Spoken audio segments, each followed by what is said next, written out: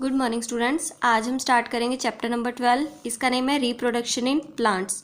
कि प्लांट्स में किस तरह से रिप्रोडक्शन होता है। रिप्रोडक्शन का हिंदी मीनिंग होता है प्रजनन, और रिप्रोडक्शन का वैसे मीनिंग क्या होता है। The production of new organisms from the existing organism. किसी एक जीव से जो एग्जिस्ट कर रहा है उससे नए जीव का प्रोडक्शन होना। जैसे ह्यूमन बींग्स होते हैं और बेबीज़ को बर्थ देते हैं, जन्म देते हैं, तो वो रिप्रोडक्शन इन ह्यूमन बींग्स हैं। डॉग्स हो गए, वो पपीज़ को बर्थ देते हैं यानी जन्म देते हैं, वो क्या हो गया, reproduction in dogs.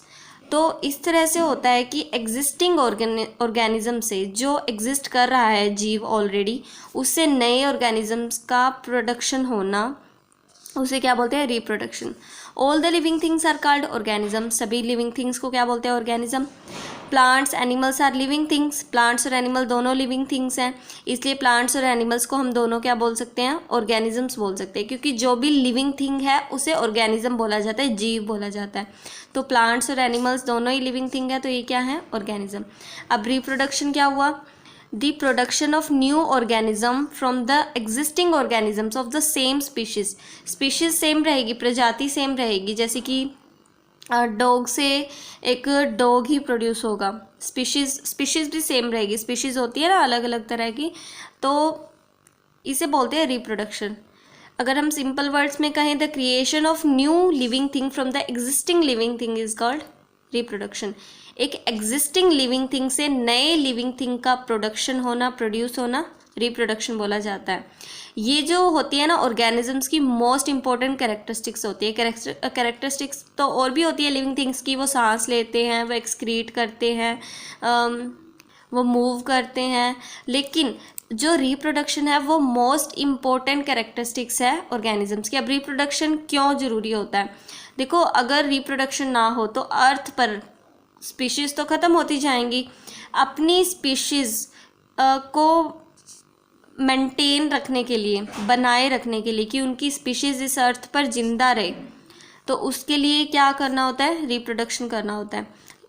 Let's suppose अगर डॉग्स पपीज़ को बर्थ देना बंद कर दे तो डॉग्स तो एक दिन ख़त्म ही हो जाएंगे अर्थ पर, जिस तरह से डायनासोर्स ख़त्म हुए हैं। वैसे डायनासोर्स तो किसी कैलामिटी की वजह से ख़त्म हुए हैं, लेकिन अगर ऐसा ना हो, रिप्रोडक्शन ना हो, तो एक तरह से क्या हो जाएगी, स्पीशीज़ उनकी ख़त्म हो जाएगी। For example human beings reproduce by giving birth to babies. Human beings baby को बर्थ देते हैं। Dogs reproduce by giving birth to puppies. Dogs किसको रिप्रोड्यूस करते हैं, पपीज़ को जन्म देते हैं। प्लांट्स ऑल्सो रिप्रोड्यूस, प्लांट्स भी रिप्रोड्यूस करते हैं अपने बॉडी पार्ट्स के थ्रू या फिर सीड्स के थ्रू, ठीक है। जैसे कि कई बार सीड, बीज लगाकर नया प्लांट लग जाता है, तो वो भी रिप्रोडक्शन हुआ सीड्स के थ्रू या फिर बॉडी पार्ट्स के थ्रू। कई बार रूट्स के थ्रू रिप्रोडक्शन हो जाता है, कई बार स्टेम के थ्रू किसी प्लांट में रिप्रोडक्शन होता है। तो अलग अलग बॉडी पार्ट्स के थ्रू या फिर सीड्स के थ्रू रिप्रोडक्शन हो सकता है प्लांट्स में। All types of organisms produce new organism of their own kind. हर ऑर्गेनिज्म अपने तरह का नया ऑर्गेनिज्म प्रोड्यूस करता है। In this chapter we will study the reproduction in plants only. इस चैप्टर में हम सिर्फ प्लांट्स के बारे में पढ़ेंगे कि वो किस तरह से रिप्रोडक्शन करते हैं। Method of reproduction in plants, there are different method of reproduction in plants. All the different method of reproduction can be divided into two main group. जो प्लांट्स में रिप्रोडक्शन होता है उन्हें मेनली दो ग्रुप में बांटा गया है। एक तो है असेक्सुअल रिप्रोडक्शन और एक है सेक्सुअल रिप्रोडक्शन। तो दो तरह के रिप्रोडक्शन का मेथड हुआ, सेक्सुअल और असेक्सुअल। इन दोनों रिप्रोडक्शन के मेथड को पढ़ने से पहले आपको गैमेट्स के बारे में पता होना चाहिए। तो देखो किसी भी लिविंग थिंग में ना कुछ स्पेशल सेल्स होते हैं जो सेक्सुअल रिप्रोडक्शन में इन्वॉल्व होते हैं, उन्हें बोलते हैं गैमेट्स। क्या होते हैं ये, स्पेशल सेल्स होते हैं which are involve in sexual reproduction. Sexual reproduction में जो सेल्स इन्वॉल्व होते हैं स्पेशल, उन्हें गैमेट्स बोला जाता है। Gametes are the reproductive cell. अगर ये रिप्रोडक्शन में इन्वॉल्व हैं तो ये क्या है, रिप्रोडक्टिव सेल्स में, which are commonly known as sex cell. तो इन्हें क्या बोलेंगे हम, सेक्स सेल्स भी बोल सकते हैं। अब गैमेट्स होते हैं ना दो तरह के होते हैं, मेल्स के अंदर मेल गैमेट, फीमेल के अंदर फीमेल गैमेट्स होते हैं। The term asexual means not involving the fusion of sex cells. Asexual का मीनिंग क्या होता है, जिसमें सेक्स सेल्स का फ्यूज़न इन्वॉल्व नहीं होता वो तो हो गया असेक्सुअल। और सेक्सुअल में क्या होगा, गैमेट्स की इन्वॉल्वमेंट होती है, सेक्स सेल्स इन्वॉल्व होते हैं रिप्रोडक्शन में। And the term sexual means involving the fusion of sex cells. Sexual का मीन्स जिसमें सेक्स सेल के फ्यूजन की इन्वॉल्वमेंट होती है, यानी गैमेट्स जिनमें इन्वॉल्व होंगे सेक्स सेल्स वो सेक्सुअल रिप्रोडक्शन, और जिसमें गैमेट्स इन्वॉल्व नहीं होते वो कौन सा होगा, asexual reproduction. Now we read about asexual reproduction in plants, कि प्लांट्स में असेक्सुअल रिप्रोडक्शन किस तरह से होता है। Reproduction of new plant from the existing plant without the involvement of gametes या फिर sex cells are called asexual reproduction. नए प्लांट का प्रोडक्शन होना, किससे, एक एग्जिस्टिंग प्लांट है उससे नए प्लांट का प्रोडक्शन होना without involvement of gametes, gametes की इन्वॉल्वमेंट नहीं होगी क्योंकि ये क्या है, असेक्सुअल रिप्रोडक्शन है, तो उसे बोलते हैं असेक्सुअल रिप्रोडक्शन इन प्लांट्स। इसको असेक्सुअल रिप्रोडक्शन इसलिए बोलते हैं बिकॉज इसमें जो स्पेशल सेल्स हैं, सेक्स सेल जिन्हें गैमेट्स बोला जाता है, उनकी इन्वॉल्वमेंट नहीं हुई नए प्लांट को प्रोड्यूस करने के लिए। Since there is no fusion या फिर combination of gametes, no seeds are formed in this method of reproduction. क्योंकि इसमें कोई भी गैमेट्स का फ्यूजन नहीं हुआ तो कोई भी सीड फॉर्म नहीं होगा। No seed are formed in this method of reproduction. Hence, in asexual reproduction in plants, new plant can be obtained from the existing plant without seeds. Asexual reproduction में plant हम obtain करते हैं, यानी नया plant बनता है existing plant से without seed, बीज की कोई इन्वॉल्वमेंट नहीं होती। जैसे कि आप रोज़ का प्लांट लगाते हो, कलम लेके आते हो ना, क्या आपने बीज लगाया, नहीं लगाया ना, तो वो असेक्सुअल रिप्रोडक्शन का एग्जाम्पल है। New plants do not always grow from the seeds produced by old plant. ऐसा नहीं है कि हर बार नया प्लांट पुराने प्लांट के बीज से ही ग्रो करेगा। New plant can be grown from the old plant even without seeds. Without seeds से भी कुछ ऐसे प्लांट्स हैं जो ग्रो करते हैं, जैसे कि रोज़, पोटैटो को हम काट के लगा दें तो फिर वो लग जाता है। जिंजर होगी, अदरक, टर्मेरिक, स्वीट पोटैटो, शकरकंदी, डैलिया, शुगर कैन के गन्ने थोड़े थोड़े काट के लगा दो ना तो वो लग जाती है। तो यानी कि सीड्स की ज़रूरत नहीं पड़ती ना, तो वो असेक्सुअल रिप्रोडक्शन का एग्जाम्पल हो गया। ब्रायोफाइलम लीव्स के थ्रू रिप्रोडक्शन करता है, और कैक्टस हो गया, ये सभी असेक्सुअल रिप्रोडक्शन के थ्रू रिप्रोडक्शन कर सकते हैं। नेक्स्ट है सेक्सुअल रिप्रोडक्शन इन प्लांट्स, कि प्लांट्स में सेक्सुअल रिप्रोडक्शन क्या होता है। The production of new plants from the existing plant by the fusion of their gametes is called sexual reproduction. Existing plant से नए प्लांट का ग्रो होना, कैसे, by the fusion of their gametes, gametes का fusion होगा यानी sex cells की involvement होगी रिप्रोडक्शन के लिए, वो सेक्सुअल रिप्रोडक्शन हो जाएगा। इसको सेक्सुअल रिप्रोडक्शन इसलिए कहते हैं क्योंकि सेक्स सेल्स की इन्वॉल्वमेंट है इसके अंदर। In sexual reproduction in plants, the fusion of male and female gametes leads to the formation of seeds. अब आपको पता है अगर सेक्स सेल्स की इन्वॉल्वमेंट होती है तो सेक्स सेल्स दो तरह के होते हैं, मेल गैमेट्स और फीमेल गैमेट्स। उनके फ्यूजन से नया प्लांट डेवलप होगा, यानी कि सीड्स की फॉर्मेशन होगी। पहले हम मेनली ये बोल सकते हैं कि अगर मेल गैमेट और फीमेल गैमेट फ्यूज़ होंगे तो क्या होगा, it leads to the formation of seeds, seeds की फॉर्मेशन होगी। इसे ही क्या बोलते हैं, सेक्सुअल रिप्रोडक्शन बोला जाता है।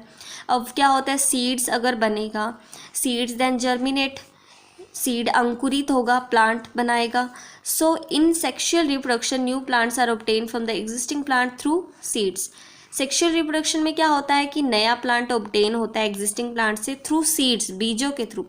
Most of the flowering plants which produce flowers reproduced by the method of sexual reproduction. बहुत सारे फ्लावरिंग प्लांट्स होते हैं जो फूलों वाले प्लांट होते हैं, वो सेक्सुअल रिप्रोडक्शन के थ्रू रिप्रोड्यूस करते हैं। अब जैसे कि वीट, ग्राम, मेज़, मक्का, पीज, मटर, पैडी, चावल, धान जिसे बोलते हैं, सनफ्लावर, मस्टर्ड, कॉटन, ड्रमस्टिक, ये सभी क्या होते हैं, सेक्सुअल रिप्रोडक्शन के थ्रू रिप्रोड्यूस करते हैं नए प्लांट को। अब बेसिक डिफरेंस क्या है सेक्सुअल और असेक्सुअल में। इसमें सीड्स की फॉर्मेशन नहीं होती, इसमें सीड्स की फॉर्मेशन होती है।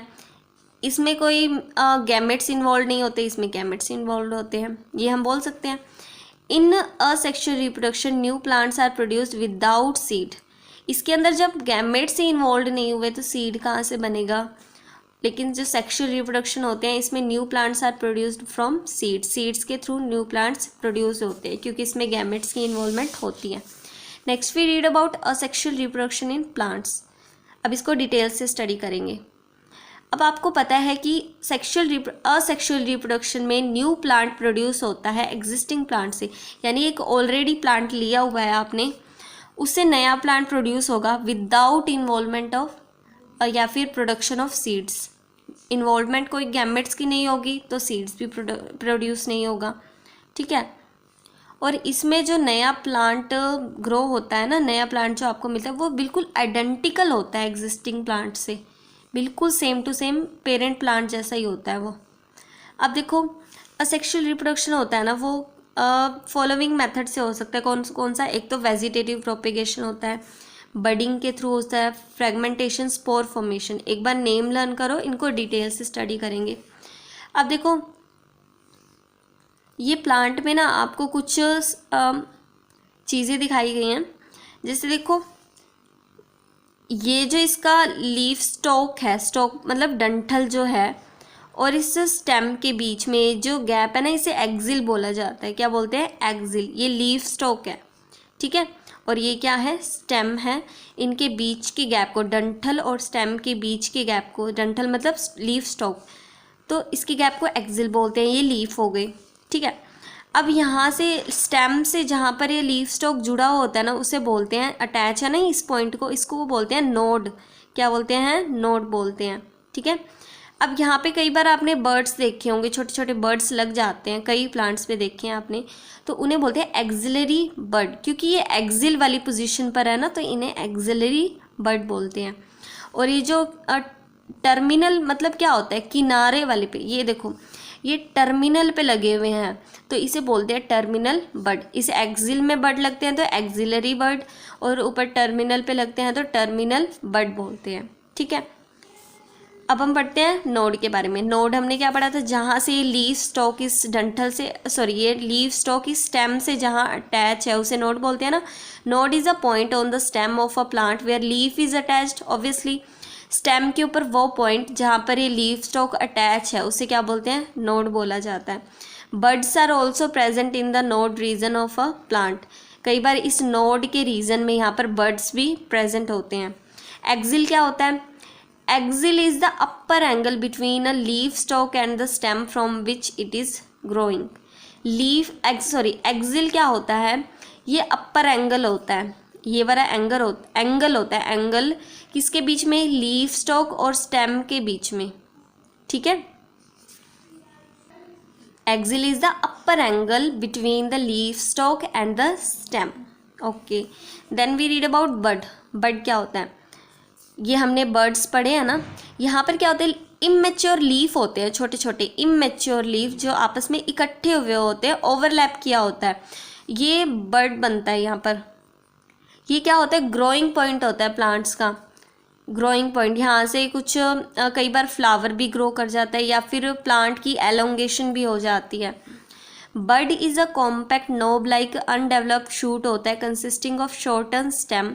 छोटा सा स्टेम होता है या फिर इमेच्योर ओवरलैपिंग ऑफ लीव्स होती है। यहाँ पर बिल्कुल कच्चे कच्चे से पत्ते यहाँ पर ओवरलैप किए हुए होते हैं, बड बोलते हैं इसे। Bud are the growing point of plant. ये प्लांट का ग्रोइंग पॉइंट होता है। Obviously the bud at the end of stem और branch are called terminal bud. जो बर्ड स्टेम या फिर ब्रांच के एंड पर होते हैं, जैसे कि ये स्टेम है, स्टेम के एंड पर है तो इसे किनारे पर बोल रहे हैं एक तरह से हम, कि जो स्टेम या फिर किसी ब्रांच के किनारे पर जो बर्ड होगा ना उसे तो बोलेंगे टर्मिनल बर्ड। जो एक्सिल में होगा जैसे कि ये हैं, इन्हें एक्सिलरी बर्ड बोलेंगे। The terminal birds lead to the elongation of stem and branches. Terminal bud से क्या होता है? ब्रांचेस या स्टेम का क्या होता है? एलोंगेशन होते हैं, उनकी लेंथनिंग होती है। टर्मिनल बर्ड्स में also develop into flowers. Terminal bud से फ्लावर्स भी डेवलप हो सकता है। और जो बर्ड्स एक्सिल के बीच में प्रेजेंट है प्लांट के, उन्हें क्या बोलेंगे? एक्सिलरी बर्ड, जैसे कि अभी हमने फिगर में देखा था। एक्सिलरी बर्ड होते हैं ना, उसे वेजिटेटिव बर्ड्स भी बोला जाता है। याद रखना, एक्सिलरी बर्ड को वेजिटेटिव बर्ड्स भी बोलते हैं। व्हेन एक्सिलरी बर्ड या फिर vegetative bird grow they normally produce branches. With leaves. आपको पता है ये जो ग्रो करेंगे एक्सिलरी बर्ड, जैसे कि ये लीव स्टॉक है और ये स्टेम है, इसमें जो एक्सिलरी बर्ड है यहाँ पर, ये ग्रो होकर नॉर्मली क्या बनाते हैं, ब्रांच या फिर लीव्स बनाते हैं, और टर्मिनल बर्ड्स जो होते हैं वो फ्लावर्स बनाते हैं नॉर्मली। द एक्सिलरी बर्ड या फिर vegetative bud can rise to new plant, इससे न्यू प्लांट भी बन सकता है। तो वेजिटेटिव बर्ड्स का यूज़ हम asexual reproduction for producing new plants में भी कर सकते हैं। It can be used as a mean of asexual reproduction for producing new plant. New plant को अगर हमें प्रोड्यूस करना है तो इस वेजिटेटिव बर्ड का हम यूज़ कर सकते हैं। अब जो वेजिटेटिव बर्ड्स होते हैं एक्सिलरी बर्ड, या तो ये स्टेम या फिर ब्रांचेस के बीच में या फिर उनके ऊपर प्रेजेंट होते हैं, जैसे कि आपने रोज़ प्लांट में देखा होगा, ब्रांचेस पर या स्टेम्स पर ये छोटे छोटे से हमें दिखाई देते हैं, जैसे गांठे से नहीं दिखाई देती, वही बर्ड्स होते हैं। तो vegetative buds are also present on the modify underground stem of a plant. Vegetative bud कई प्लांट्स में क्या होते हैं, अंडरग्राउंड स्टेम में भी प्रेजेंट होते हैं, जैसे कि आपने पोटैटो में देखा होगा, पोटैटो होता है ना वो अंडरग्राउंड होता है ना, वो स्टेम होता है, तो वो उसमें आपने छोटे छोटे इस तरह से आपने देखे होंगे, ये बर्ड्स होते हैं। तो कई बार अंडरग्राउंड स्टेम में भी प्रेजेंट होते हैं, और कुछ केसेस में ये प्लांट्स के कुछ पार्ट्स पर प्रेजेंट होते हैं, जैसे कि रूट्स या फिर लीव्स में। अब जैसे कि स्वीट पोटैटो होता है, उसके रूट्स में ये बर्ड्स प्रेजेंट होते हैं, और ब्रायोफाइलम प्लांट होता है, उसके लीव्स पर ये बर्ड्स प्रेजेंट होते हैं। तो ये बर्ड्स होते हैं ना, इनका यूज़ हम असेक्सुअल रिप्रोडक्शन में भी कर सकते हैं, ताकि एक नया प्लांट प्रोड्यूस किया जा सके। The stem, roots and leaves, जो स्टेम, रूट और लीव्स हैं, इन्हें वेजिटेटिव पार्ट्स भी बोला जा सकता है, बिकॉज इनमें क्या होते हैं, वेजिटेटिव बर्ड्स हो सकते हैं, तो इन्हें वेजिटेटिव पार्ट बोला जाता है प्लांट का, क्योंकि इनका यूज़ करके, जिसके लीव्स में बर्ड्स प्रेजेंट होंगे उसके लीव्स का यूज़ करके हम नया प्लांट ग्रो कर सकते हैं, जिसके रूट्स में प्रेजेंट होंगे जैसे कि स्वीट पोटैटो, और जिसके स्टेम में जैसे कि पोटैटो, तो इनका यूज़ करके हम नया प्लांट ग्रो कर सकते हैं ना। और इन पर वेजिटेटिव बर्ड्स प्रेजेंट हो सकते हैं बिकॉज दे में कंटेन वेजिटेटिव बर्ड्स, तो इन्हें वेजिटेटिव पार्ट बोला जाता है प्लांट का।